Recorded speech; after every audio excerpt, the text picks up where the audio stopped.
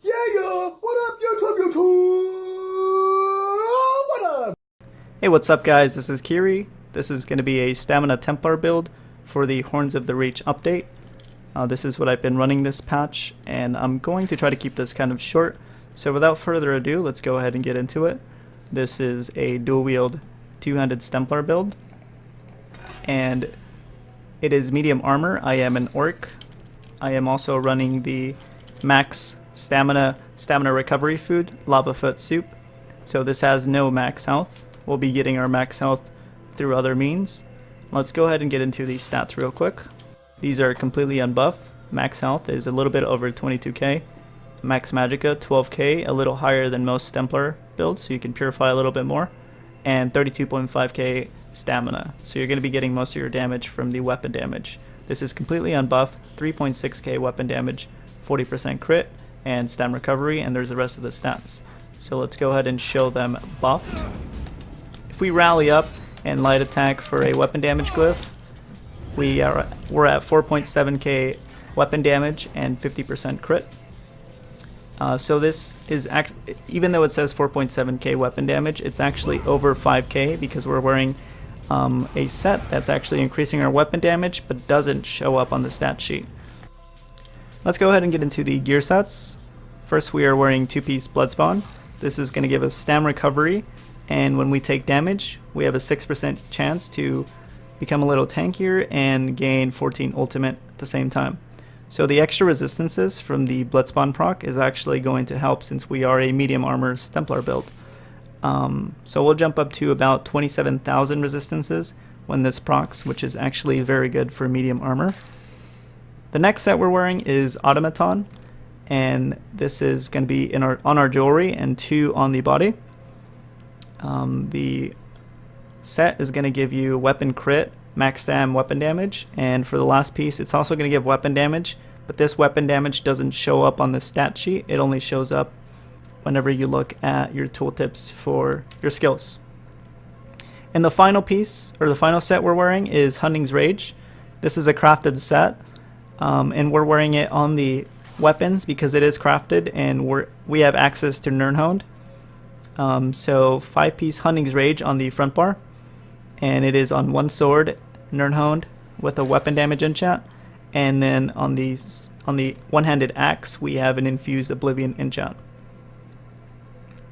You want all impen on your gear and prismatic glyphs. Since you don't have a food that gives you max health, this is where you're going to be getting your max health from, the prismatic glyphs and the race of being an orc, as well as undaunted and heavy armor passives. The reason why I run 2 heavy, 5 medium, sorry I didn't mention that, we're wearing 5 medium and 2 heavy, and the reason for that is for the resistances and a little bit of health. You can also go 7 medium if you feel like you're lacking in sustain and you need more recovery. The 7 medium will give you more cost reduction on your skills, on your dodge rolling and your sprinting, as well as more crit and about 100 more recovery. Be aware though, if you do switch to 7 medium from 5-2, you're gonna need to switch one he doesn't like it. You're gonna need 1 max health cliff to jump to have about 22k health. Speaking of health, our attributes, we have 8 points into health and 56 into stamina. The reason why I didn't just dump everything into stamina is because if we didn't have the 8 points, we'd be at 21k in PvP, and I'd rather it be at 22k feels a little more comfortable, so I just threw a few points in there. You can adjust this depending on what you feel more comfortable with. And finally, on our back bar, we have a Maelstrom Battle Axe defending. Powered works too, and since it is a Maelstrom and we don't have a gap closer, we can run a poison on the back bar. Now, if you don't have a Maelstrom weapon, you can always craft your own Hunting's Rage weapon, and it will be pretty much the same thing. So the poisons that I choose to run, you can choose to run these right here. It really doesn't matter too much, but these will give you more sustain for 5 seconds. Another good one is the double dot poisons and the root poison that also increases your opponent's magic abilities by 60%, and I'll have recipes for these in the description of the video. So let's go ahead and get into these skills. We are running Biting Jabs, Binding Javelin, Rending Slashes, Resolving Vigor, Power of the Light, and Dawnbreaker of Smiting. This is going to be your main DPS ability. It also gives you Major Savagery, which is about 10% more crit, and it snares on the final hit for 70%. Binding Javelin is your CC. It can also proc Burning Light. Both of these abilities can proc Burning Light. Rending Slashes.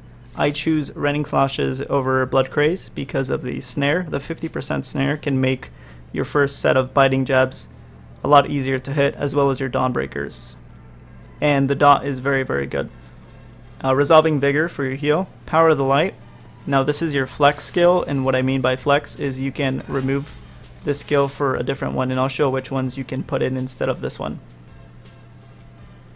And finally, Dawnbreaker of Smiting. Alternatively, you can put in Crescent Sweep, the other morph of Empowering Sweep. It does stamina damage, and it's a lot cheaper too, but it does not CC, and it has a smaller range as well. I choose Dawnbreaker for the CC. It makes it very easy to hit the next set of jabs when the enemy is CC'd. On the back bar two-handed, we have Extended Ritual, Restoring Focus, Repentance, Rally, and Shuffle. For the ultimate, we usually have Remembrance, but you can also put Empowering Sweep or Werewolf in here if you need more sustain. Werewolf gives you 15% more recovery, which pairs well with the buff that gives you 10% more recovery from Repentance. Extended Ritual is going to purify 5 negative effects from you, but it's also going to leave a synergy for your friendly teammates to purify themselves from negative effects and heal them as well. Restoring Focus. This is going to give you your major resistances and major resolve, and it's going to give you 8% damage mitigation and 8% more healing.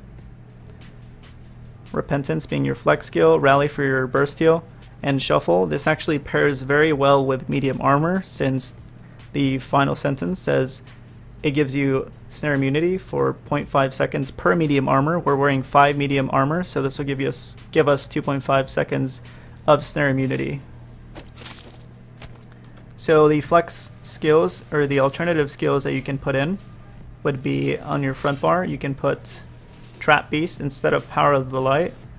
You can also put your Dual Wield ability, Quick Cloak.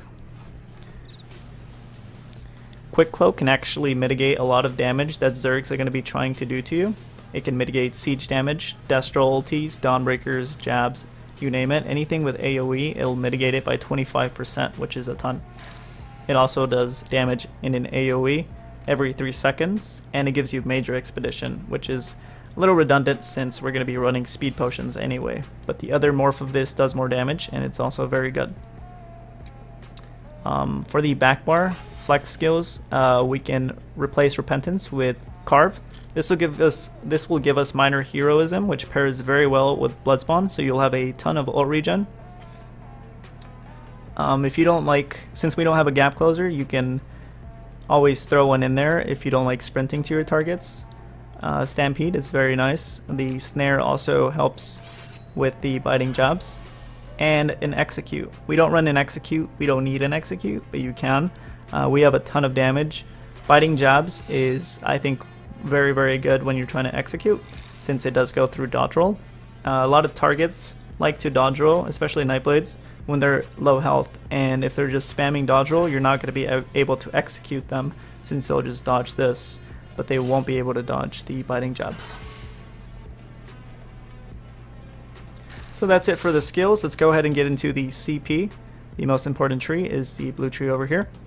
I have 66 into Thumb. This is going to be buffing, since we have an axe on both bars on the one-handed dual wield and the two-handed. This is going to buff their unique bleeds, which is Twin Blade and Blunt. Each axe gives you 6% chance to, or 8% chance to proc a bleed, and then on the two-handed is 16% chance to proc a bleed as well, and they're both unique and they hit very hard. Your Rending Slashes, your Dawnbreaker Smiting, your Biting Jabs, they're all dots. So it's going to be, well, not the second part of Dawnbreaker Smiting, not the first part. The initial damage is direct damage, and then the second part, the 18,000, is that is a dot. So 66 into Thom, 56 into precise strikes for you have a bunch of crit, 50% crit, so 56 is nice. 10 into piercing. I'll explain why I don't really go into penetration as much as a Stamplar. 75 into mighty, so this is going to give you 14%. Alternatively, you can take some of this out and move it about, but I just really like mighty, since these skills are only going to be, these CP trees are only going to be affecting some skills, while this affects all of them. And then penetration won't affect all your abilities, and I'll explain that in a second.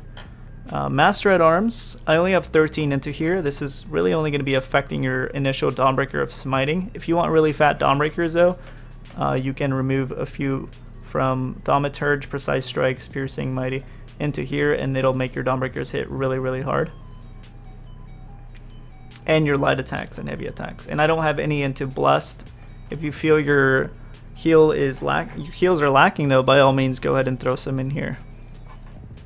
So the reason why I don't run a lot into penetration is we don't really have any weapon glyphs that do damage like disease or poison, so those aren't going to be benefiting, as well as our abilities. So a lot of our damage is dot, and dot damage like bleed damage, for example rending slashes or our axe bleeds, it does not benefit from penetration. So you can have a ton of penetration and the bleed damage is going to be the same. You can have a ton of weapon damage and your bleed damage is going to be a lot higher. Power of the Light, Burning Light, which is a passive right here. Every time you cast an Ajax Spear ability, you have a 25% chance to deal 5,200. This is unbuffed, so it's not that much. But if we were to buff up, it'd be a lot higher. But this actually is a lot of your biting jabs damage. This is going to proc almost every time you biting jab someone. It can proc up to twice in one set of jabs. So a lot of your damage is actually coming from this. And this also does not benefit from penetration, which is odd. But it does benefit from weapon damage, which is why we stack so much weapon damage. So your bleeds, your burning light, they're not really benefiting from penetration, which is why we don't put a lot of points into penetration. But another thing I should mention is a lot of Sorks and shields are out there in PvP, and those things you can't really penetrate as well. So you're going to be doing a ton of raw damage to Sorks, to shields, and to everything, because a lot of your abilities don't really benefit from penetration. Moving on to the next CP tree. 72 into Warlord, 44 Sprinter, 4 Siphoner. The reason why we have a lot into Sprinter is just to get the War Mount passive. It's very nice. 32 Mooncalf, 19 Tenacity. If you don't heavy attack that much, you can throw these into here. But you should be heavy attacking a few times here and there with this build.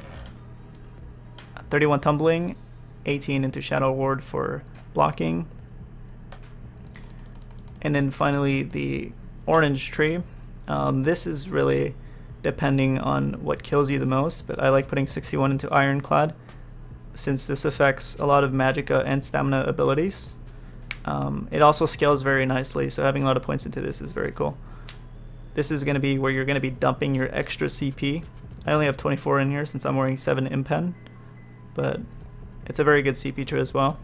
56 in both of the trees, and only 13 into Thick Skinned to get the 120 Unchained.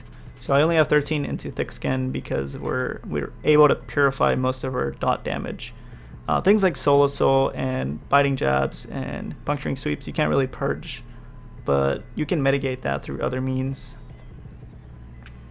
Expert Defender and Quick Recovery 7. This is just to get the field physician, which gives you 15% damage mitigation when you're rezzing someone, and the healing is pretty nice as well. So that's pretty much it for the CP. The potions that we're going to be using is Speed, Stamina, and Immovability. The Speed we're running because we're not actually running a Gap Closer. We're in medium armor, we're in Orc. We have access to things like Snare Immunity from Shuffle and Purify. we're not going to be really needing a gap closer. You can just heavy attack to your target. Next, if you don't want to run immovability, such as in duels, you can always run these. They're basically the same thing without immovability, and instead give you major brutality, which your rally already gives you. Vanish potions are nice to have. That's it for the potions. That's going to be pretty much it for the Stamplar build. If anyone has any questions, feel free to post them in the comment section below.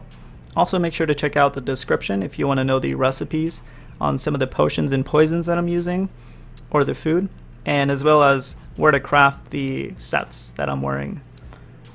Thank you guys for watching, and I'll see you guys next time.